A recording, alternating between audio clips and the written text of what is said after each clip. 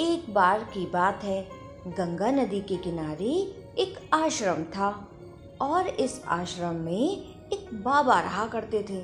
तो बाबा हर रोज नदी के किनारे सुबह सुबह जाते और वहाँ पर बैठकर पूजा करते थे। तो ऐसे ही एक दिन सुबह सुबह बाबा गए नदी के किनारे और बैठकर पूजा कर रहे थे।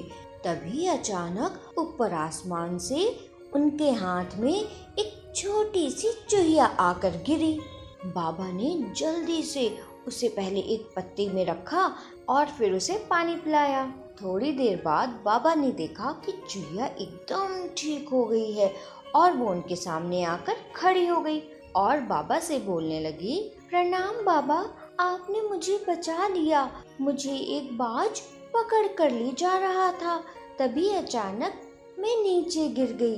बाबा ने कहा, कोई बात नहीं, अब तुम मेरे साथ रह सकती हो।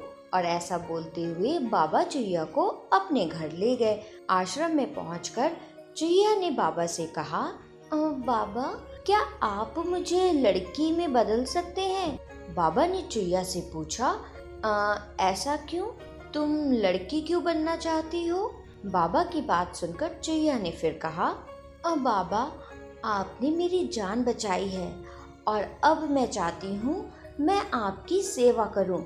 आपको समय से खाना और इस आश्रम का ध्यान रखना चाहती हूँ मैं। तो क्या बाबा आप मुझे लड़की बना सकते हैं?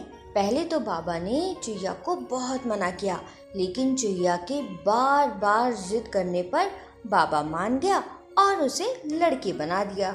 और बाबा ने चूहिया का एक नाम रखा, रूपमती। फिर रूपमती और बाबा एक दूसरे के साथ अच्छे से रहने लगे। रूपमती बाबा का बहुत ख्याल रखती और ऐसे ही धीरे धीरे समय बीतता रहा। और एक दिन जब लड़की बड़ी हो गई तो बाबा को उसकी शादी की चिंता होने लगी। तभी बाबा ने उस लड़की से कहा, देखो बेटा रूपमती, अब तुम बड़ी हो चुकी हो और तुम्हारी उम्र शादी की हो गई है। मैं भी बूढ़ा हो चुका हूँ। अब मैं चाहता हूँ कि मेरे रहते मैं तुम्हारी शादी कर दूँ। बाबा की बात सुनकर लड़की बोली, ठीक है बाबा, जैसा आप कहें। उसके बाद बाबा ने अपनी लड़की के लिए लड़का ढूंढना चालू किया। तभी एक दिन बाबा ने सूरज देवता को अपने घर बुलाया और अपनी बेटी से पूछा, बेटी, ये है सूरज देवता, इन्हीं की रोशनी से पूरी दुनिया जगमगाती है और सवेरा होता है। क्या तुम इनसे शादी करना चाहोगी? सूरज को देखकर रूपमती ने बोला, पिताजी, ये तो आग जैसा गर्म है, मैं इनसे शादी नहीं कर सकती। मुझे तो डर है कहीं मैं इनकी रोशनी से जल न जाऊं। पिताजी, बुरा ना मानिए, अगर कोई इनसे अच्छा वर हो तो उसे बुलाइए। रूपमती की ये बात सुनकर बाबा ने सूर्य से पूछा कि वो अपने से अच्छा कोई वर बतलाए। बाबा की बात सुनकर सूर्य ने कहा, हाँ बाबा, मुझसे अच्छा बादल है जो मुझे ढककर छिपा लेता है। सूर्य की बात सुनकर बाबा ने बादल को बुलाया और फिर रूपमती से पूछा, रूपमती बेटा, अब बताओ, क्या तुम्हें ये बादल पसंद है? रूपमती ने कहा, पिताजी, ये तो बहुत काला है, अगर आप बुरा ना माने तो इससे भी अच्छे किसी वर को बुलाइए। रूपमती की ये बात सुनकर बाबा ने बादल से पूछा, माफ करना बादल, मेरी रूपमती को आप पसंद नहीं। क्या आप मुझे अपने से भी अच्छा कोई वर बता सकते हैं? बाबा की बात सुनकर बादल ने उनसे कहा, हाँ, हमसे अच्छा है हवा, जो मुझे उड़ाकर चारों तरफ ले जाती है।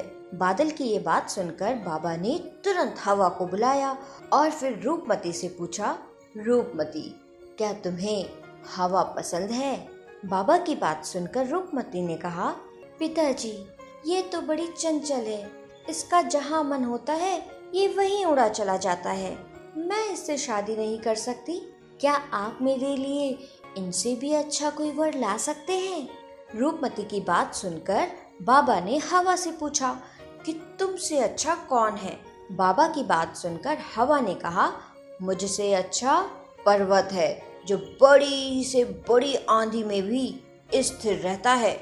उसके बाद बिना देरी के बाबा ने पर्वत को बुलाया और रूपमती से पूछा, अब बताओ बेटी, क्या तुम्हें ये पर्वत पसंद है? बाबा की बात सुनकर रूपमती ने बोला, पिताजी, ये तो बहुत कठोर और गंभीर है, इसके साथ मैं बिल्कुल नहीं रह सकती। इससे अधिक अच्छा कोई और वर हो तो आप उसे बुला लीजिए। रूपमती की ये बात सुनकर बाबा ने पर्वत से कहा, पर्वत, अगर आपसे अच्छा कोई वर हो तो वो मुझे बताएं। तब पर्वत ने बाबा की बात सुनकर कहा, हाँ हाँ गुरुवर, है ना मुझसे अच्छा? मुझसे अच्छा है चूहा, जो मुझे तोड़कर अपना बिल बना लेता है। पर्वत की ये बात सुनकर बाबा ने तुरंत चूहे को बुलाया और अपनी बेटी से कहा, बेटी, ये मूषक राज हैं, क्या तुम्हें ये पसंद है? क्या तुम इनसे शादी करोगी? रूपमती ने मूषक राज को बहुत ध्यान से देखा और फिर बिना देरी किए बाबा से बोली, हाँ बाबा, ये मुझे पसंद है। बाबा, आप मुझे फिर से चूहिया बना दीजिए, क्योंकि मैं इस चूहे से ही शादी करना चाहती हूँ। रूपमती की ये बात सुनकर बाबा उसे जल्दी से चूहिया में बदल देता है और फिर उसके चूहे के साथ शादी करा देता है। इसके बाद चूहिया और चूहा खुशी खुशी एक दूसरे के साथ रहने लगते हैं। तो इस कहानी से हम सभी को ये सीख मिलती है कि हम जैसे हैं, जिस तरह से हैं, हमें उसी रूप में अपने आप को स्वीकार करना चाहिए। अगर आपको ये कहानी पसंद आई हो तो इसे लाइक, शेयर और सब्सक्राइब जरूर करें।